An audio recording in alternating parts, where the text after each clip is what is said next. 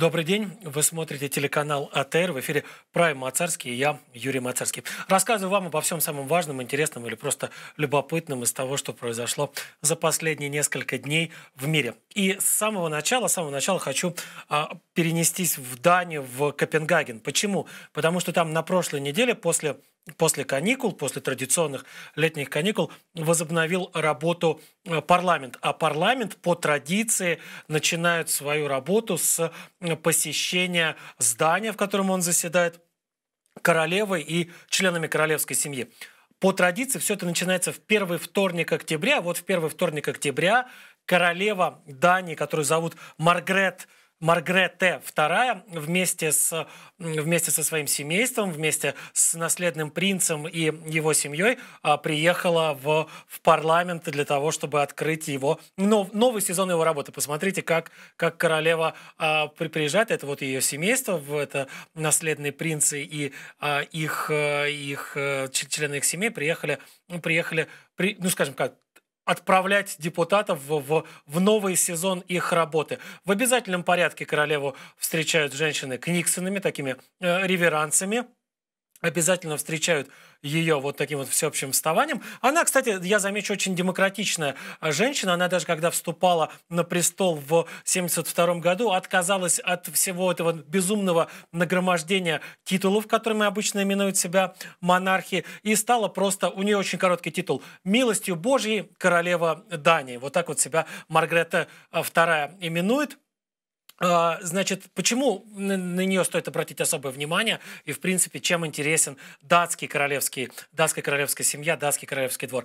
А они интересны тем, что это самая старая правящая династия в Европе. Вот эта самая династия, к которой относится и Маргрета II, она называется династия Глюксбургов. Она правит Данией аж с X века. И за это время, конечно, много всего в датской истории происходило. Ну вот, например, за это время в состав королевства датского попало еще попал большущий кусок суши, который называется остров Гренландия. Остров Гренландия формально продолжает оставаться частью королевства Дании. И, собственно говоря, именно поэтому на Гренландию тоже распространяется власть формальная, но все же власть королевы Маргреты II. Вот и Маргрета II после того, как, значит, отправила в новый сезон работать депутатов, отправилась к берегам Гренландии сама наблюдать за китами. Вот, смотрите, вот она отправилась вместе с какими-то моряками, вместе с какими-то, возможно, специалистами по морской фауне, отправилась к берегам Гренландии смотреть за тем, как там, значит, плавают киты, за тем вообще, что происходит у берегов этого острова. Замечу, кстати, что вот я уже говорил о том, что широкая автономия есть у Гренландии, и в принципе, и правительство Гренландии, и парламент Гренландии Дании много раз говорили о том, что если гренландцы захотят стать полностью независимыми, если вот они в какой-то момент решат, нам надоело быть частью датского королевства, хотим в принципе стать независимым государством, то им особых не будут чинить препятствий.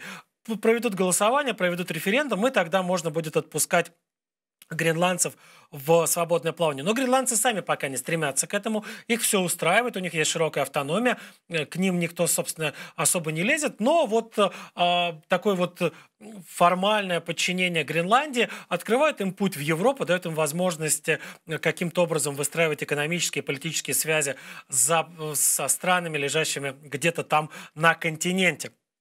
При этом большинство населения Гренландии – это инуиты, это потомки коренного населения Канады и отчасти, возможно, Аляски. И если вдруг когда-нибудь они перестанут быть подданными Маргреты II и станут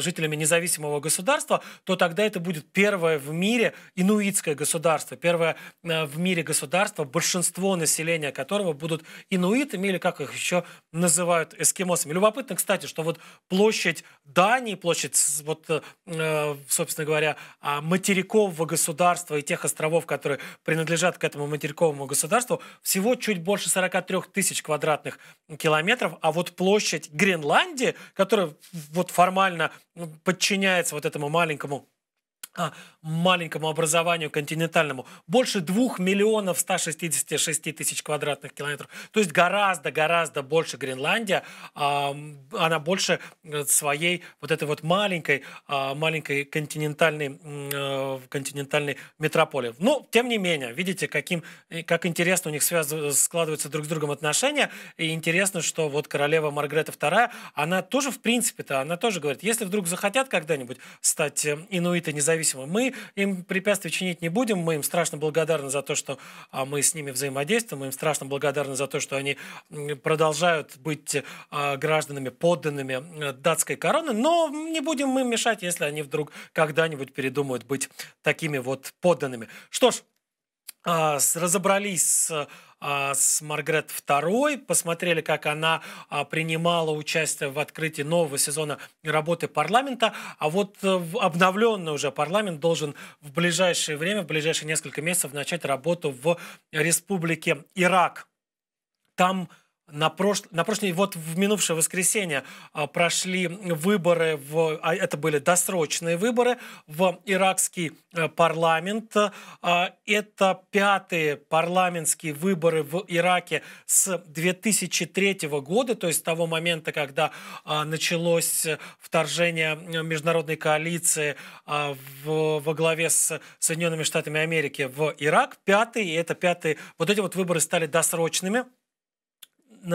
Они, в принципе, должны были пройти в 2022 году, но вот начиная с 2019 и в прошлом, 2020 году, Ирак сотрясали массовые протесты. Они в основном были в столичном Багдаде, но не только в столичном Багдаде, просто в столичном Багдаде эти протесты, вот вы видите их сейчас на видео, были самыми масштабными, самыми кровавыми, и на площади с говорящим названием Тахрир, потому что в свое время на одноименной площади в Каире, прошу прощения, в Египте были столкновения протестующих и силовиков. И вот на Тахрире в течение тоже многих месяцев, но уже на Багдадском, проходили столкновения силовиков и протестующих. И вот, идя навстречу этим протестующим, которые требовали больше демократизации, которые требовали обновления политической жизни, которые требовали изменения закона, вернее, целого ряда законов, как раз касающихся в том числе или в первую очередь организации выборов, как раз были проведены в соответствии с новым законодательством эти самые выборы в иракский парламент. Есть пока только предварительные данные о голосованиях. Известно уже, скорее всего, что победят Ирак – это страна, в котором большинство населения шииты, и, скорее всего, и это показывают уже экзит-полы, побеждают как раз партии, которые отвечают интересам или, скажем так, защищают интересы шиитского большинства Ирака. Но даже там есть интрига, потому что есть шиитские партии, которые ориентированы на шиитов внутри Ирака и которые говорят, что мы не допустим вмешательства извне. А есть те партии, которые ориентированы на соседний шиитский Иран, которые говорят, нет, ребят, там у них все получилось у иранцев, они там провернули свою шиитскую революцию, поэтому будем смотреть, как у них все это получалось, и учиться перенимать опыт у них.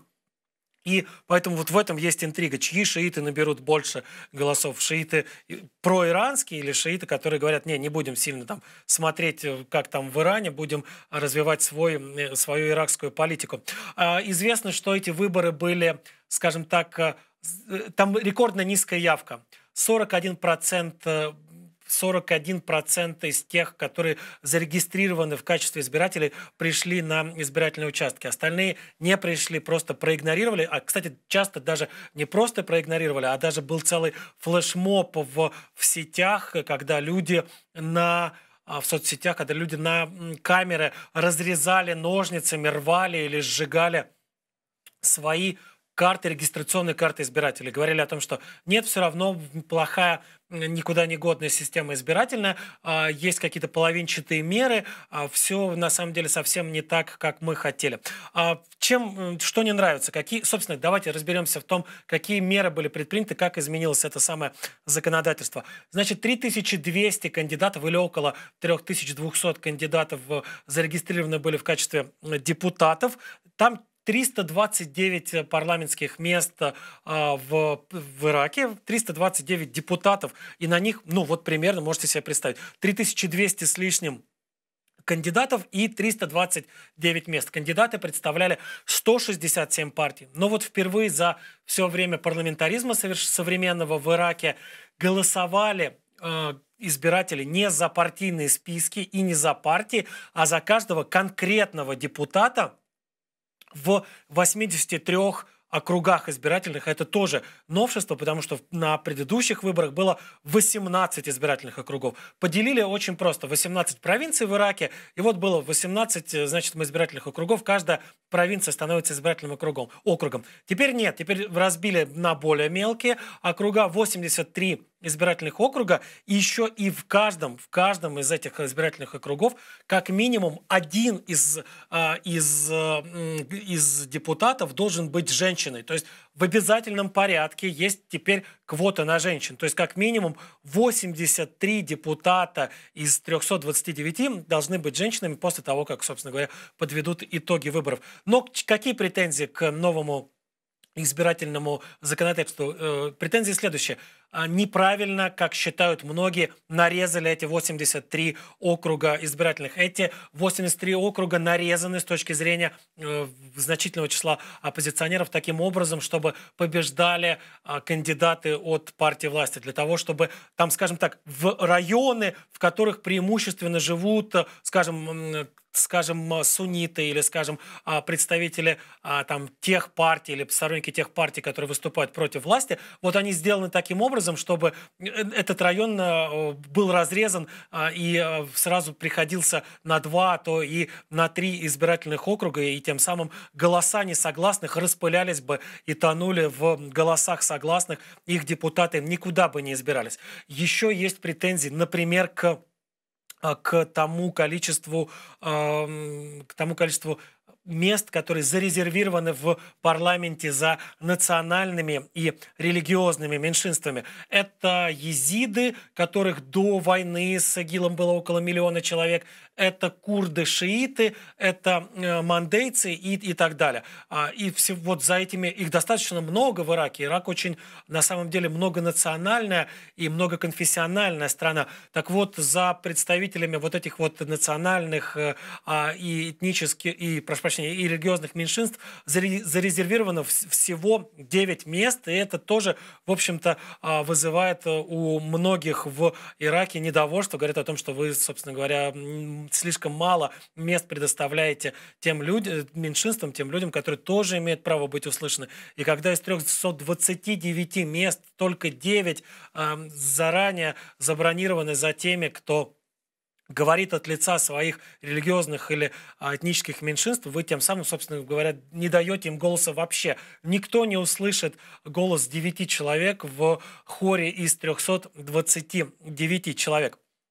Но, тем не менее, выборы признаны состоявшимися, и даже вот международные наблюдатели, которые следили за ходом выборов, они серьезных нарушений не нашли, но обратили внимание, кстати, на вот эту вот ультранизкую явку, 41% по меркам Ирака, это вообще, конечно, несерьезно. Так вот, даже эту явку расценили как такой важный сигнал.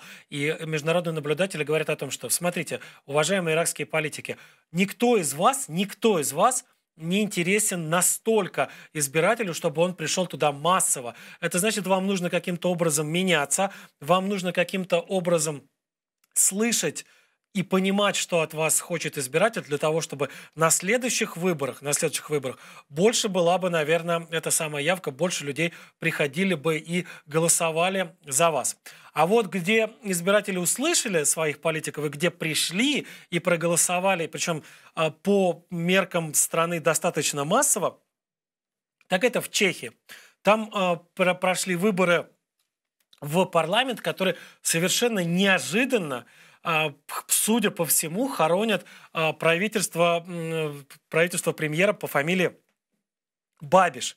Он проиграл, его политическая партия проиграла либералам из блока, название которого можно перевести как «Вместе». И эти либералы из блока «Вместе» уже сказали, что будут формировать правительство с партией пиратов. Понятно, что это не те пираты, которые берут, значит, суда на абордаж и ходят с пиратами, с попугаями на своих пиратских плечах. Это те ребята, которые считают, что слишком зарегулирована сеть интернет, слишком уж много на себя берут те, кто называет себя, значит, правообладателями и так далее. И вот они за, скажем так, за более свободное распространение самого разного контента. И вот блок «Вместе», главой которого является человек по имени Петр Фиала, судя по всему, теперь будет формировать правительство. Они уже заявили о том, что вот с пиратами вроде бы как договорились, и вот их с пиратами совместных, собственно, голосов в парламенте будет достаточно для того, чтобы формировать правительство, не привлекая кого-то третьего, не привлекая кого-то еще из тех партий, которые тоже проходят в парламент. Вот этому самому Бабишу, все еще действующему премьеру, он пока еще действующий премьер, пока не сформировано окончательно и не объявлено о формировании правительства, он будет оставаться во главе правительства. Бабишу это, конечно, не понравилось. Для него это было совершенно неожиданно, как и для очень многих в Чехии и за ее пределами. И он говорит, мы вот готовы, мы собираемся тоже участвовать в обсуждении формата будущей коалиции. Мы тоже хотим поучаствовать в работе правительства. Пустите и нас. Но вот блок «Вместе» говорит, нет, обойдемся как-то без вас. Известно следующее. Бабиш после того, как узнал, Андрей Бабиш, после того, как узнал, что он проигрывает, он поехал, и уже, вернее, когда стало понятно, что он проиграл, он поехал, вероятно, за консультациями или за какими-то советами, возможно, к президенту страны, которого зовут Милош Земан. И известно следующее. После переговоров с Бабишем Милош Земан взял и уехал в реанимацию. С ним что-то случилось, с ним что-то приключилось. Его лечащий врач говорит, что он не может рассказывать о том, что случилось с президентом, потому что это врачебная тайна, но вот факт остается фактом. Земан уехал в больницу, он находится, по-моему, до сих пор в реанимации, а вот Андрей Бабиш бегает вокруг победителей в парламентской гонке и рассказывает о том, что он тоже хочет поучаствовать, он тоже хочет принять участие в формировании правительства. Тут важно вот на какой момент обратить внимание. В отличие от Украины и от ряда других стран, например, таких как Германия, вернее, в отличие от Украины, в Чехии, точно так же, как и в Германии, например, президентский пост, он во многом такой номинальный. Этот человек, который занимает пост президента, он ответственен там за перерезание каких-нибудь красных ленточек, за произнесение каких-то важных слов. Но вот, например, если спросить у людей в Германии, а кто у вас, собственно говоря, президент, многие не скажут, что президентом Германии является Франк-Вальтер Штайнмайер, в Украине, кстати, достаточно хорошо известный. Все будут говорить, все будут указывать на то, что вот глава правительства у нас до сих пор Ангела Меркель. Вот в Чехии, на самом деле, похожая история. Милоша Земана все знают президента, потому что он время от времени позволяет себе какие-то безумные высказывания, например, там хвалит Путина или еще каких-нибудь, значит, людоедов, но все прекрасно его знают ровно поэтому, а не потому, что он управляет страной. Он страной на самом деле не управляет. Управляет страной правительство во главе с премьер-министром. И вот, собственно говоря, премьер-министром обычно становится лидер той самой партии, которая набрала большинство голосов на парламентских выборах. Вот поэтому, собственно говоря, скорее всего, следующим премьер-министром Чехии станет человек по фамилии Фиала, а Бабиш, может быть, будет лидером какой-нибудь парламентской оппозиции. Кстати, к Бабишу тоже есть претензии. После того, как стало известно, что российские какие-то, значит, диверсанты организовали серию взрывов на складах вооружений в Чехии, Бабиш был одним из тех, который рассказывал, да, это не диверсия, это не теракты, нужно сильнее разобраться, нужно провести дополнительные исследования, хотя уже все было известно, уже все было понятно. Поэтому на самом деле, я так подозреваю, что уход Бабиша с поста поста премьер-министра, намечающийся, скажем так, еще не 100%, но тем не менее, намечающийся уход Бабиша с поста премьер-министра Чехии, ну, в принципе, новость-то не самая плохая, так или иначе, человек, который где-то в чем-то оправдывал Путина, теперь будет заниматься чем-то другим, но не руководить правительством, в общем-то, очень дружественной нам, очень дружественной Украине, Чешской Республики. Так, что происходит в Афганистане? Мы пытаемся следить все время за тем, что творится там. В Афганистане происходит следующее. Там талибы провели очередной парад. Вот они как пришли к власти в середине августа, так они там проводят парады. На этот раз вот они провели парад из той техники, которая оказалась у них в руках после того, как из Афганистана бежали представители западной коалиции. Вот они вывезли бронеавтомобили. На этих бронеавтомобилях уже висят какие-то обозначения как раз армии Талибана. Там есть даже какие-то флаги талибские, над ними развиваются. Позвали туда журналистов на этот парад, вы видите, сами присутствовали, сами активно снимали. И это все происходит в рамках продолжающегося, как утверждают сами талибы, формирования новой армии, новая афганская армия уже под командованием Талибана. Параллельно, кстати, талибы ведут переговоры с самыми разными странами. Вот известно, что провели переговоры в Дохе, в Катаре с американцами. Американцы не раскрывают никаких подробностей этих переговоров, кроме того, что заявили о том, что эти переговоры были насыщенными, там, какими-то плодотворными и прошли в какой-то там дружественной обстановке. Талибы очень хотят, чтобы американцы, чтобы индийцы, пакистанцы и так далее признали их власть над Афганистаном и прикладывают максимальные усилия. Но при этом даже по факту переговоров те же самые американцы говорят: да, мы с талибами разговариваем, но мы не признаем пока их власть над Афганистаном. Мы пока не готовы признать, что вот эти самые ребята, с которыми мы вроде бы как говорим как с равными, являются легитимными властями в Афганистане. Это на самом деле сильно, вот это вот непризнанный характер власти очень сильно вредит талибам, очень сильно мешает им управлять страной. Почему? Потому что, во-первых, я уже как-то на это указывал, им очень сложно вести переговоры, например, о поставках гуманитарной помощи. Афганистану очень нужна гуманитарная помощь. Афганистан испытывает серьезную нехватку продовольствия из-за вот этих вот самых долгих боевых действий, которые там продолжались, 20 лет шла война. Афганистан испытывает существенные проблемы с урожаем, потому что была очень серьезная засуха. Кроме того, был серьезный отток людей. Беженцы, действительно, в том числе и крестьяне, сбежали из страны, когда вот начался захват талибами власти, когда талибы начали подчинять себе Афганистан. Многие, в том числе и крестьяне, сбежали, и вот просто не хватает рабочих рук для того, чтобы собирать оставшийся урожай, обрабатывать его и каким-то образом превращать в готовую продукцию. Нет, этого нет. И талибы вот с этим столкнулись. У них нет международного признания, из-за этого очень сложно. Да, кто-то поставляет, тот же Катар поставляет, Китай отправлял гуманитарную помощь. Но официального признания нет, из-за этого сложнее получать гуманитарную помощь. Кроме того, непризнанный статус мешает налаживать такое тесное сотрудничество со странами и организациями, которые помогли бы талибам, например, в войне против ИГИЛ. В Афганистане продолжает действовать и активно действует отделение ИГИЛ, которое называется Вилаят Хорасан. И, среди прочего, например, они устроили взрыв на прошлых, по-моему, выходных, устроили взрыв в Кабуле, в котором погибло 2 человека, собственно, непосредственно из Талибана. Этот взрыв был в мечети тогда, когда оттуда выходила похоронная процессия, которая отправлялась на кладбище хоронить мать одного из высокопоставленных представителей Талибана. А вот на этой уже неделе, вот на прошедшей неделе, еще один очень мощный взрыв, куда, кстати, более мощный, чем тот, который произошел в Кабуле, произошел в Кундузе. Он произошел в мечети, которую посещают шииты, представители местного афганского этнического меньшинства под названием хазарейцы.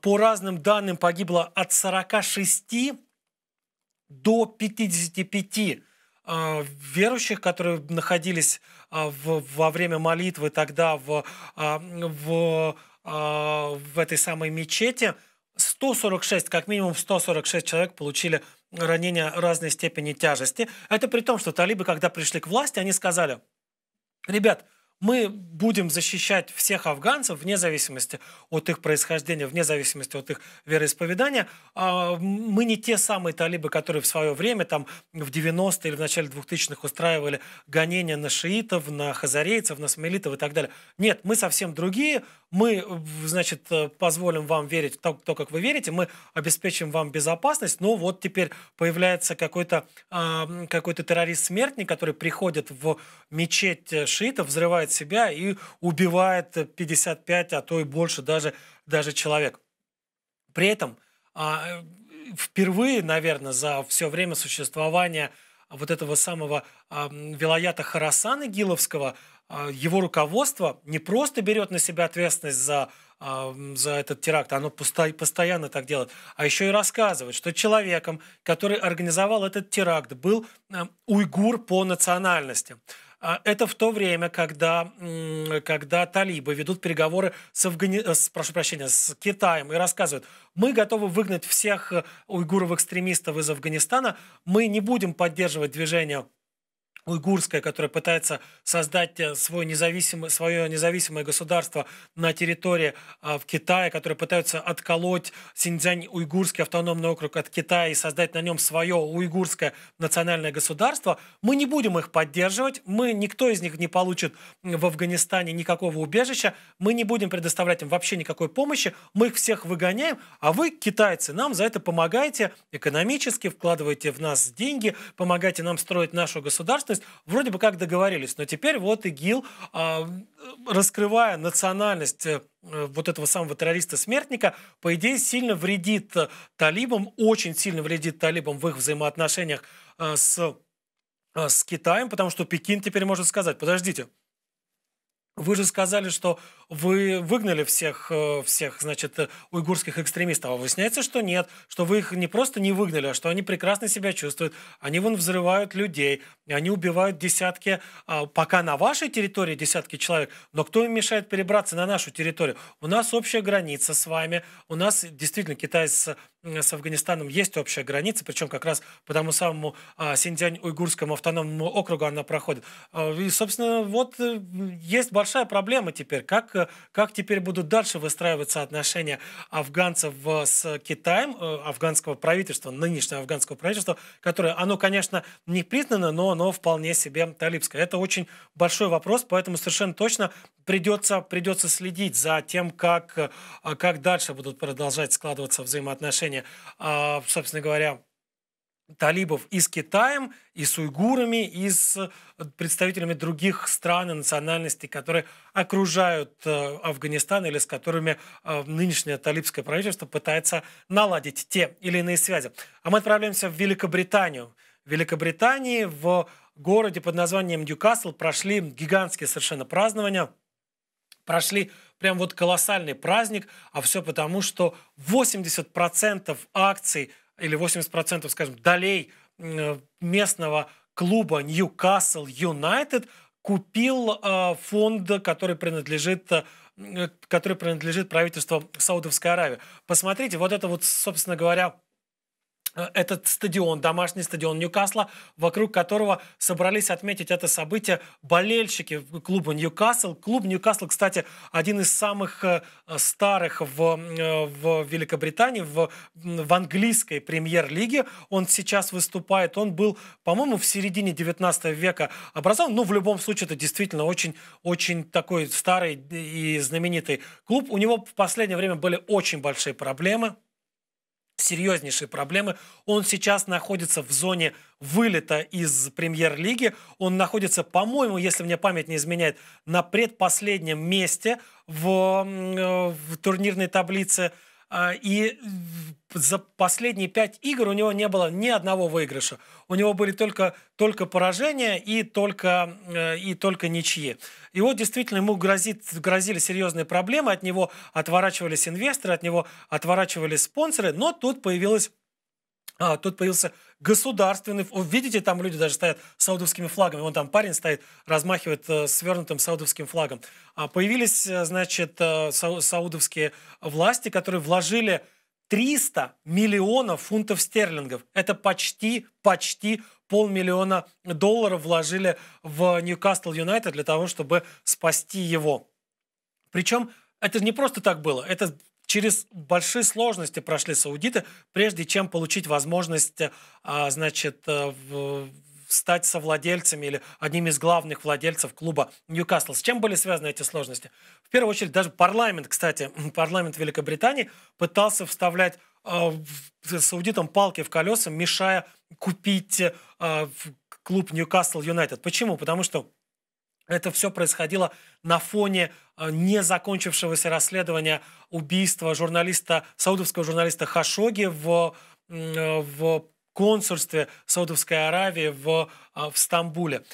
И британские парламентарии говорили о том, что, слушайте, а ведь получается, что этот самый фонд, за которым стоит саудовская королевская семья, он пытается действовать примерно как Роман Абрамович, да, который купил клуб Челси для того, чтобы отмыть свое имя, для того, чтобы с помощью победы, с помощью хорошей репутации английского футбольного клуба обелить свою репутацию и, собственно говоря, каким-то образом предстать перед английской публикой, британской публикой, ну, в качестве такого своего парня. И вот даже, кстати, есть в английском языке появилось, после таких людей, как Абрамович, появился даже термин специальный, который называется sport washing, то есть отбеливать себя, отмывать себя и свою репутацию с помощью спорта. Вот эти были претензии как раз в первую очередь связаны с тем, что, ребят, может быть, не будем давать им возможность свою репутацию отбелить с помощью нашего клуба. Но все было решено. Так или иначе, все эти проблемы оказались позади. И вот так вот, значит, фонд Саудовской Аравии, фонд инвестиций, как он называется, фонд общественных инвестиций, если правильно переводить, Саудовской Аравии, стал владельцем 80% клуба Ньюкасл. Кстати, интересно, что теперь главным управляющим менеджером клуба стал тот человек, не буду произносить его длинную имя и фамилию, все равно это никому ничего не скажет, тот же человек, который является управляющим главной саудовской нефтедобывающей, нефтеперерабатывающей компании Saudi Aramco, которая называется. Что в этом любопытного? Почему это интересно? Да потому что вот этот вот фонд общественных инвестиций был создан ровно для того, чтобы вкладывать нефтяные деньги во что-то, для того, чтобы потом, когда нефть закончится или когда человечество избавится от зависимости от нее, Саудовская Аравия не обеднела. Саудовская Аравия не потеряла тот уровень жизни, который есть у нее сейчас. То есть саудиты вполне осознанно тратят вот сейчас вот эти вот самые нефтяные деньги, часто совершенно шальные, там не на золотые Ламборгини и Феррари, не на какие-то там безумные виллы и сантехнику из золота, а вкладывают во что-то, что может принести серьезный доход в будущем. В частности, Ньюкасл, в частности, футбольный клуб Ньюкасл, который пользуется поддержкой, действительно массовой поддержкой не только в Ньюкасле, но и, кстати, не только в Англии, но и по всему миру.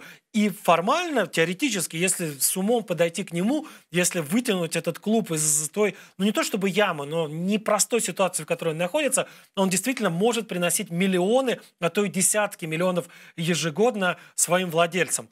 Кроме того, вот этот самый фонд общественных инвестиций Саудовской Аравии активно вкладывает деньги. Например, где еще есть у него? В сети кофеин Starbucks есть у него, есть его инвестиции в Фейсбуке и в Uber тоже есть инвестиции, вот эти самые саудовские. Поэтому, когда вы вызываете такси или когда вы заходите в соцсети, вы таким образом тоже немножко, какую-то копеечку вкладываете в не нефтяное, или, скажем так, в постнефтяное будущее Саудовской Аравии. Вот такая вот история с саудитами, вот такая вот история с англичанами, с клубом Ньюкасл. В Бразилию переносимся из Ньюкасла. В Бразилии очень грустная, очень-очень грустная отметка пройдена была на прошлой неделе. 600 тысяч человек погибло от коронавируса в Бразилии, согласно официальным данным. 600 тысяч человек, вот даже бразильские художники на одном из пляжей Рио-де-Жанейро устроили, вот видите, показательную акцию. Вот каждый платочек это один погибший человек. В итоге такими платочками пришлось завесить целый огромный пляж в крупнейшем городе, в городе Бразилия. А, почему такая безумная смертность? Почему такое количество больных? В первую очередь, судя по всему, это связано с каким-то абсолютно идиотским подходом властей к пандемии. Президент Бразилии Жаир Болсонару, вот не все довольны, видите, вот ходит и человек считает, что неправильно, значит, усеяли пляж, еще один пляж усеяли крестами, тоже продемонстрировав, какое огромное количество людей погибло. Жаир Болсонару, президент Бразилии, с самого начала рассказывал какие-то небылицы о том, что у бразильцев вообще все прекрасно с иммунитетом, что у бразильцев есть какое-то специальное, ни у кого другого в мире не встречающееся иммунитет против этого самого коронавируса. Рассказывал о том, что переносится не сложнее, чем грипп. А когда стало понятно, что это вообще не так, что совсем все не так, как грипп, и не совсем не так, как насморк простой, как утверждал Жаир Болсонару, этот самый Болсонару, президент Бразилии, начал продвигать историю с каким-то там набором медикаментов от коронавируса, и причем это его предложение подхватило правительство на основании вообще никем не подтвержденных каких-то абсолютно дурацких исследований был утвержден набор противоковидный, который до сих пор, кстати, продвигается этим самым правительством бразильским, и в этот набор входит, например, какой-то набор витаминов и, например, какой-то лошадиный или, в принципе, ветеринарный препарат против глистов. И вот это на полном серьезе продолжает продвигаться правительством как такой инструмент первой помощи при заражении. И это все равно продолжается, несмотря на то, что 600 тысяч человек уже погибло. И мне кажется, вывод отсюда только один. Вот из этой трагедии, а это действительно невероятно человеческая трагедия, это такое число погибших в мирное время. Не на войне погибли эти люди, не потому что там вторгся какой-нибудь безумный маньяк, который пришел их убивать, не потому что там, я не знаю, бомбы сверху падают, а просто потому что власти спустя рукава борются с пандемией. Вот вывод из всего этого только один. Пожалуйста, вакцинируйтесь вот по возможности. Есть у вас вот какая-то вакцина рядом? Есть у вас возможность привить себя и своих близких? Вот не брезгуйте этой возможностью и уговорите тех, кто сомневается. Это очень большая опасность, это очень серьезная история. Нужно вакцинироваться обязательно, нужно спасать себя и своих близких. Даже если вы сами думаете, что вас каким-то образом чаша сия минует, пронесет и так далее. Вспомните, что рядом с вами есть люди, часто пожилые, часто с не самым хорошим здоровьем. Есть дети, у которых не самый хороший иммунитет. И даже если вы относительно легко можете все это перенести, вы можете им эту болечку принести, вы можете им эту болезнь подарить, в плохом смысле этого слова, в кавычках, конечно, подарить. Лучше этого не доводить до этого. Лучше, конечно же, привиться, лучше обезопасить себя и своих близких. Что ж, еще одна история про Саудовскую Аравию. Вот под конец дайджеста и идем дальше. В Саудовской Аравии показали очень хорошую зверюшку. В Саудовской Аравии показали детеныша ближневосточного, или как его еще называют, арабского леопарда. Эти зверюшки на самом деле находятся на грани исчезновения. Их осталось всего около 200 особей, и в неволе их вот сейчас пытаются вновь развести для того, чтобы потом вновь выселить на волю.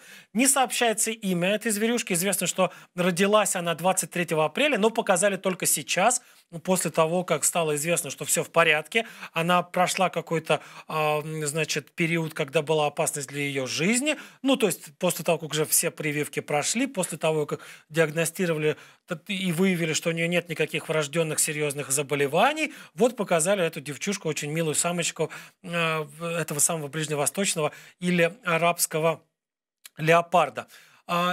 Те люди, те исследователи, те ученые, которые занимаются сейчас разведением, а это, кстати, тоже занимаются по распоряжению и при финансировании королевской семьи Саудовской Аравии, вот те люди, которые занимаются сейчас попытками каким-то образом спасти популяцию этих самых зверей, рассказывают о том, что у них уже, в общем-то, налажено достаточно хорошо налажено разведение этих прекрасных зверей в неволе, и что они очень надеются в ближайшие несколько десятилетий вот этого вот самого ближневосточного леопарда вновь выпустить массово на волю. Он встречается на воле, да, но я уже сказал, их всего около 200 особей, и они распространены на совсем небольшом ареале, в который включает в себя части территорий Саудовской Аравии, Омана и ныне совсем неспокойного Йемена.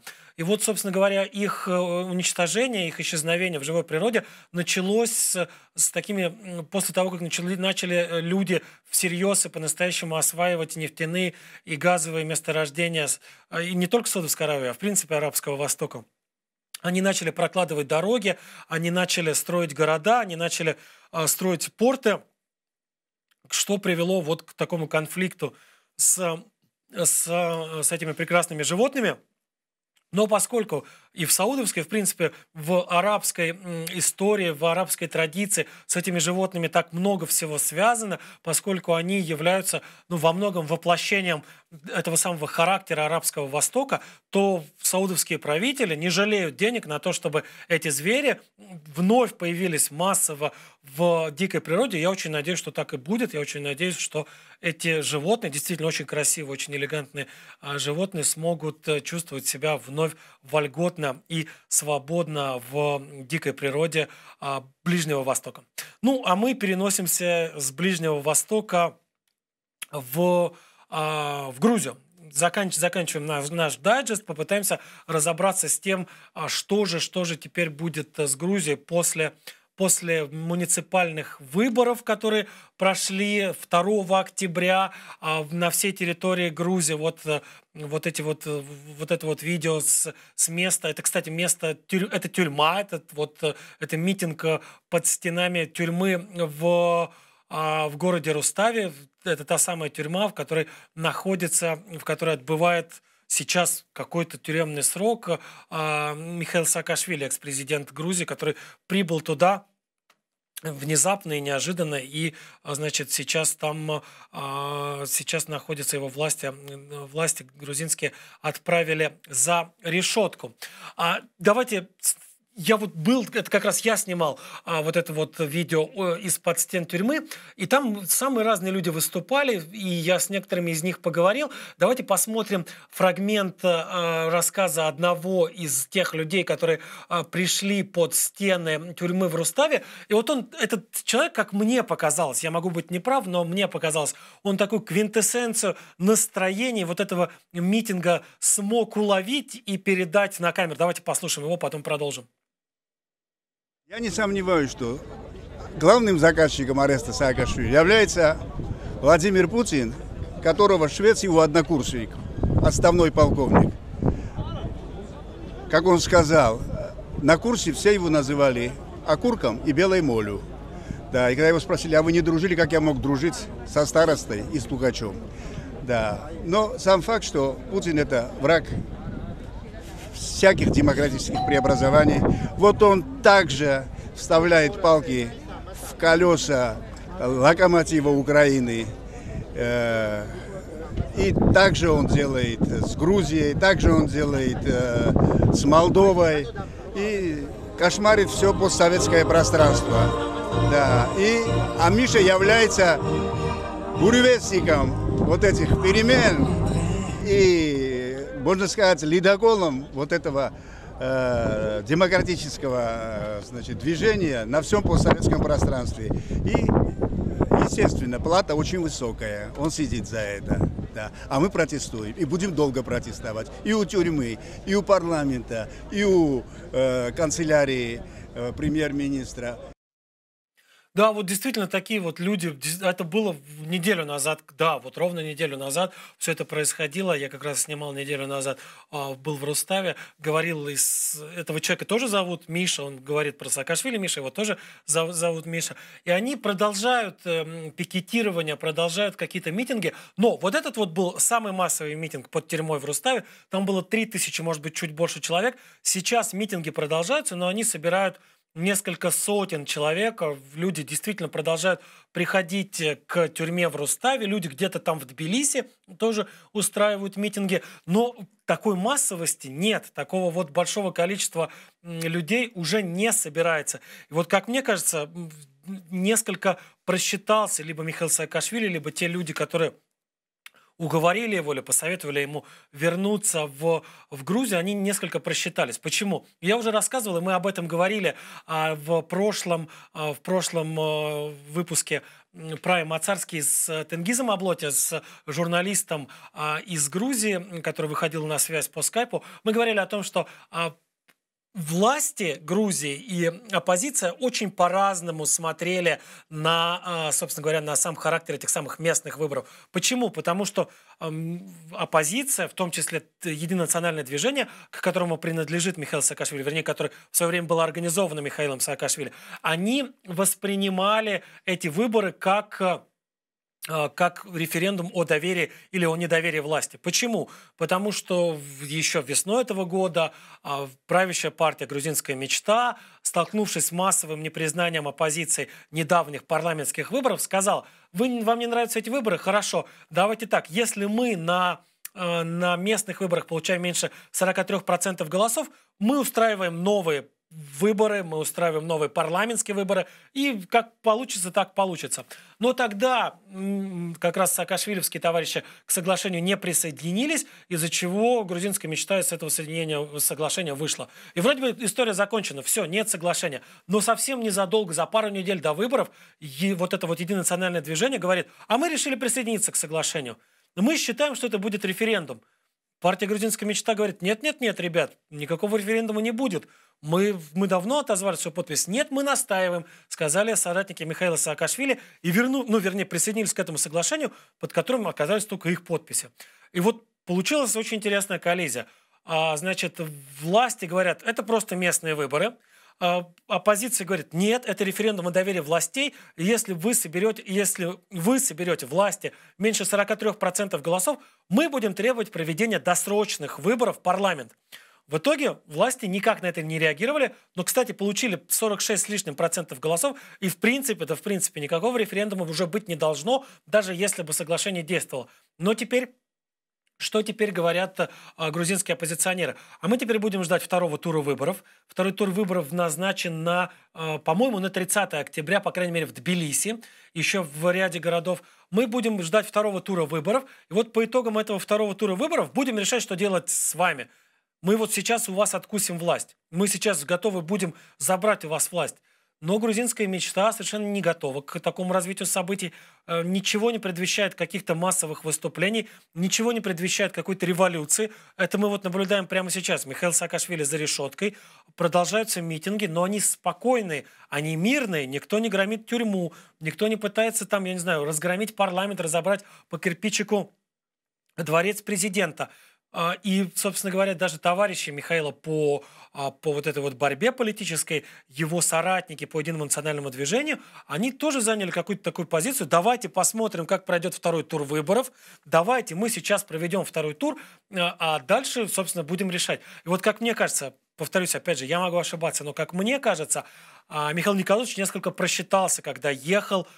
Он явно рисковал, он понимал, что рискует, но он рассчитывал, вероятно, на то, что действительно его арест поднимет такую волну народного возмущения, поднимет такую волну протеста, что власти вынуждены будут пойти на какие-то уступки оппозиции, что власти вынуждены будут, возможно, там позвать кого-то из его соратников за стол переговоров, возможно, предложить какие-то места в правительстве. Но ничего из этого не вышло, и никто на вот эти вот на какие-то уступки оппозиции не пошел, как раз ровно потому, что массовых выступлений, какого-то массового участия оппозиции в поддержке Михаила Саакашвили не было. Да, повозмущались, да, продолжают возмущаться и сейчас, да, в соцсетях пишут проклятия в адрес правящей партии «Грузинская мечта», ее основателя и такого серого кардинала Бедзины Иванишвили. Но дальше этого дело не идет, и, собственно говоря, именно поэтому Михаил Саакашвили продолжает оставаться за решеткой, еще и, собственно говоря, еще и объявил там голодовку и продолжает эту голодовку держать. явно, совершенно очевидно, нанося вред своему здоровью. Что ж, Саакашвили мы пока откладываем. Я так подозреваю, что мы к Грузии вернемся рано или поздно в нашей программе. А пока отправляемся в Соединенные Штаты Америки. В Соединенные Штаты Америки сегодня, 11 октября 2021 года, отмечают впервые, кстати, в своей истории сразу два, если честно, прямо противоположных по своей направленности праздника. Дело в том, что еще с 70-х годов прошлого уже века, какой-то, по-моему, второй понедельник октября отмечался как День Колумба. В этот день отмечалось открытие, значит, Америки Колумбом, Христофором Колумбом.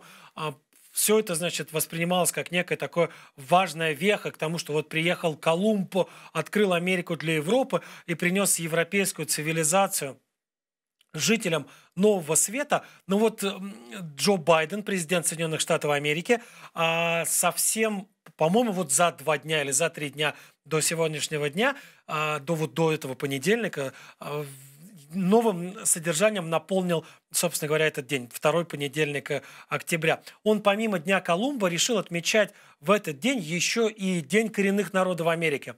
И вот это как раз тот день, который, в ходе которого американцы вспоминают о тех трагедиях, которые принесли вместе с собой европейцы, прибывшие на американский континент. О геноциде, о болезнях, об уничтожении целых народов, о подчинении культурным, в том числе культурным, американских индейцев, собственно говоря, европейским народам. В итоге, получается, отмечается, не отменили День Колумба, который, кстати, не отмечался американскими индейцами, потому что для них это траурная дата. Но на этот же день назначили еще и день, в который принято и отныне будут чтить американских индейцев. И, собственно говоря, вот таким образом, Сонный Джо, а я напомню, эту кличку ему дал не кто-нибудь, а его главный, Сонный Джо, я имею в виду Джо Байдена, его главный противник Дональд Трамп, вот он, помимо всего прочего, войдет в историю Соединенных Штатов как тот человек, который принес новый праздник, этот праздник, который отмечают теперь по всем Соединенным Штатам Америки. Это должен быть день, в ходе которого должны все помнить о том, что не только хорошее принесли европейцев в Америку, не только в Соединенные Штаты Америки, а в принципе на континент, что приход и открытие Америки для европейцев обозначилось еще и целым списком трагедий для коренного населения Соединенных Штатов Америки. Что ж, на этом заканчиваем и увидимся через несколько дней в эфире телеканала АТР. Всего хорошего, счастливо.